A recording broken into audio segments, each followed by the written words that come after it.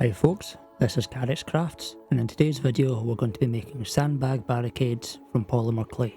This is a medium that I've dabbled with, but I don't have much experience. From what I've worked on it so far, it seems to be really good and really easy to use.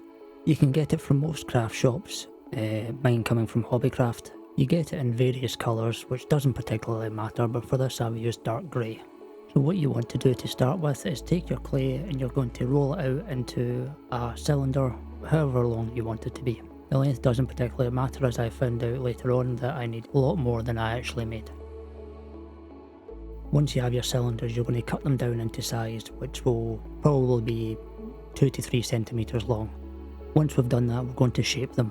Now you could easily just use your fingers for this, but I'm using both my fingers and a silicone sculpting tool to get a general shape of a sandbag, after which we're going to then arrange them out into whatever shape we plan to make them. Now the good thing about sandbags is they can, in these kind of situations, they can be thrown down in any shape. You can have corner ones, you can have curved ones, you can have straight lines, you can do whatever you like. I'm going to do a variety in this video just to show you the different looks. The first ones I'm setting out are just generic curved ones, and the second set are going to be 2 corner sets. Now once that you've built these up to the kind of level that you want them to be, the general height, now when you're doing this, make sure to keep in mind that sandbags are stacked similarly to a brick wall, so you stagger the piece.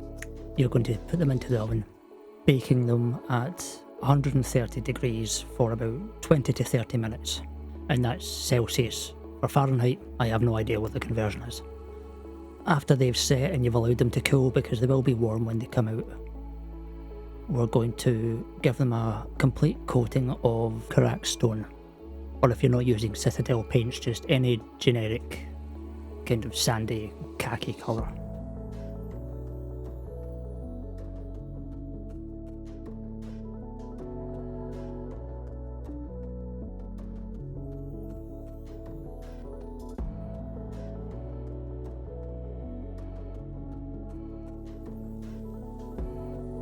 Now depending how you want these to look, given the fact that they're generally used in a war zone, I would think they'd be quite dirty and grimy and not very clean looking, so I'm using an Agrax Earthshade, and I'm going to give a generally quite a heavy wash over the entire piece.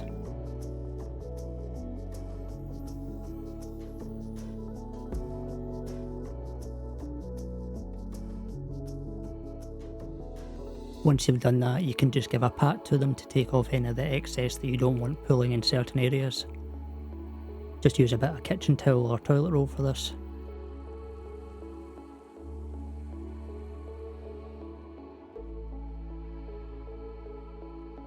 After your wash is dried, we're going to go back to our Carax stone, or whatever colour you used before, and we're just going to give a generally quite heavy-handed dry brush to most of the surface area, so that way our wash will stay in the recesses.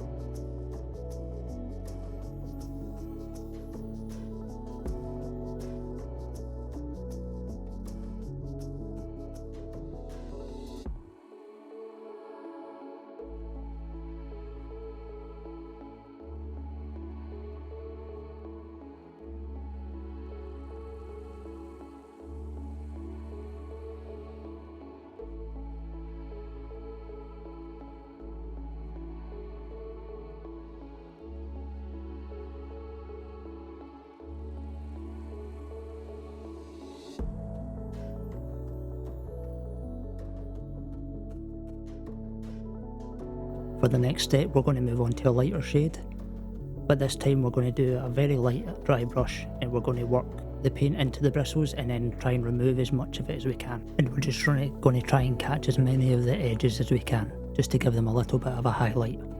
And each of these steps will just be done across all of your pieces.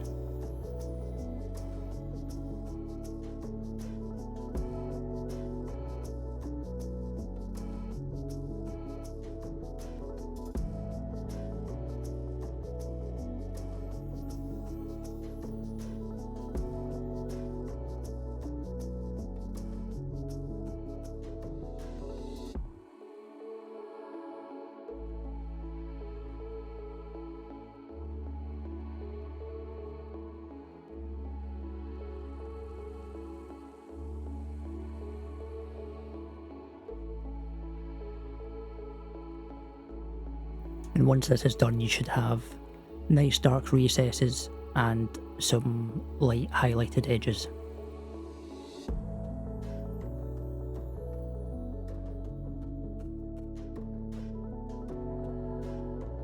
This is one where I've taken an additional step off screen and I've added some Blood for the Blood God Technical by Citadel to add some gore and grime and give it a bit of blood splatter, which personally I think is quite a nice addition to it.